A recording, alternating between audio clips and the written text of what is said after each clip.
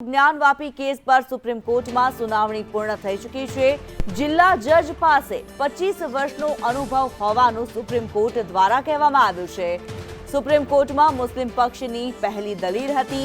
અત્યાર સુધીના તમામ આદેશ કાયદા વિરુદ્ધ હોવાનું મુસ્લિમ પક્ષ દ્વારા રજૂઆત કરવામાં આવી। વારાણસી કોર્ટના તમામે તમામ આદેશ ગેરકાયદે હોવાનું કહેવામાં આવ્યું।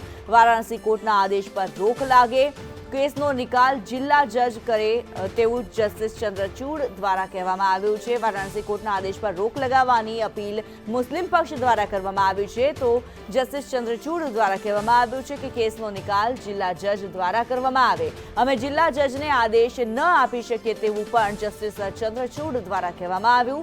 મુસ્લિમ પક્ષે આજે સુપ્રીમ કોર્ટ પાસેથી આદેશની માંગ કરી હતી, ત્યારે પહેલા રિપોર્ટ જોવાનું કહેવામાં આવે તેવું હિન્દુ પક્ષનું કહેવું છે।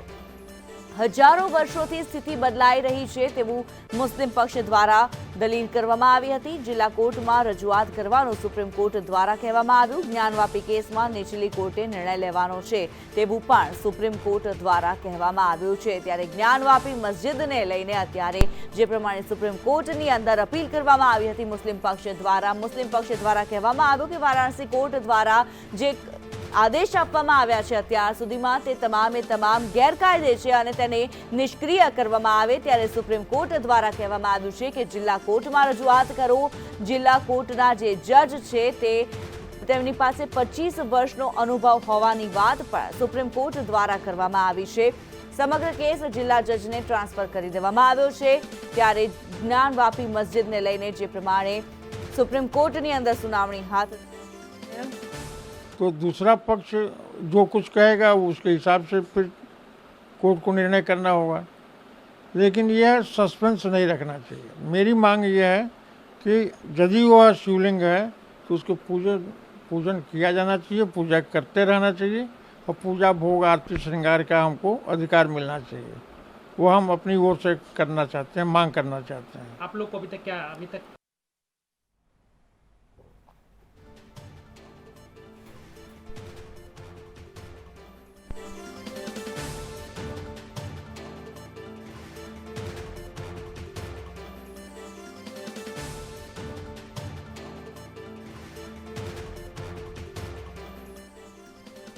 જ્ઞાનવાપી મસ્જિદના લઈને જે અરજી કરવામાં આવી હતી મુસ્લિમ પક્ષ દ્વારા દલીલ કરવામાં આવી હતી। આજે વારાણસી કોર્ટ દ્વારા જે આદેશ કરવામાં આવ્યા છે તે આદેશને રદ કરવામાં આવે। તમામે તમામ આદેશ જે છે તે કાયદા વિરુદ્ધ હોવાનું મુસ્લિમ પક્ષ દ્વારા દલીલ કરાઈ છે। આ વિશે વધુ વિગતો સાથે લાઈવ જોડાય संवाददाता अजय यादव। अजय, जिस प्रकार ज्ञानवापी मस्जिद को लेकर सुप्रीम कोर्ट में अर्जी दाखिल की गई थी, आज सुनवाई हो रही थी, क्या ज्यादा जानकारी है इस मामले में? देखिए, ज्ञानवापी मस्जिद पे आज जो सुप्रीम कोर्ट में सुनवाई हुई वो काफ़ी अहम है, खास करके दोनों पक्षों के कन्फ्यूजन को लेकर के। खास करके मुस्लिम पक्ष की तरफ से सुप्रीम कोर्ट में याचिका डाली गई थी। दो मुख्य बिंदुओं पे मुस्लिम पक्ष की तरफ से फोकस किया गया था। उसमें एक बिंदु ये था कि 1991 का जो वर्शिप एक्ट है, एक तरह से उसका उल्लंघन है। ज्ञानवापी मस्जिद के जो सर्वे की कार्रवाई की जा रही है या जिस तरह से उस पर सुनवाई लोअर कोर्ट के द्वारा की जा रही है, वहीं दूसरी तरफ जो सर्वे रिपोर्ट है उसको लेकर के भी आपत्तियां दर्ज कराई गई थी और ये भी कहा गया था कि किस तरह से मीडिया में इसको लीक किया गया है और धार्मिक भावनाएं भड़काने की कोशिश की जा रही है या धार्मिक भावनाएं इससे भड़क सकती है, तो इसको भी फोकस किया गया था।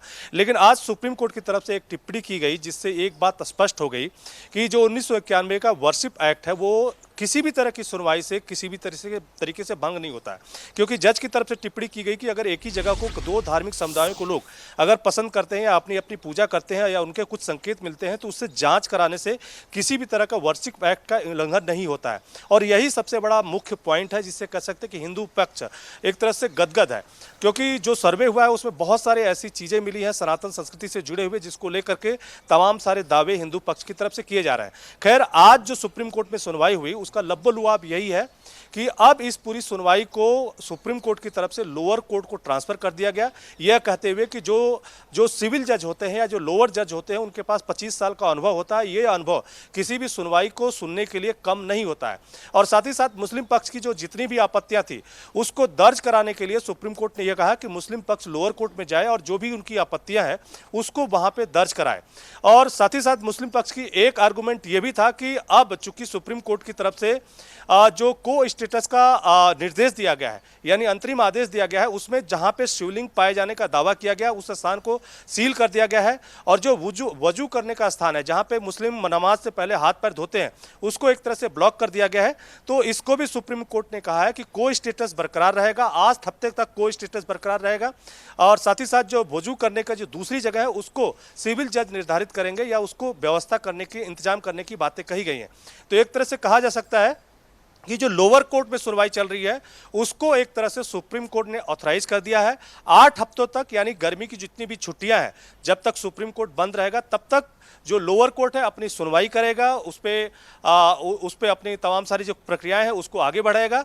8 हफ्ते बाद यानी जुलाई के दूसरे हफ्ते में सुप्रीम कोर्ट एक बार फिर सुनवाई करेगा। हालांकि किसी भी तरह का फैसला सुनाने से फिलहाल अभी रोक लगी है अंतरिम आदेश की वजह से, लेकिन जो अंतरिम आदेश है वो 8 हफ्तों तक बरकरार रहेगा। लेकिन आज का मुख्य बिंदु यही है कि सुप्रीम कोर्ट ने यह तय कर दिया है कि इस मामले की अब आगे की सभी सुनवाई लोअर कोर्ट करेगा।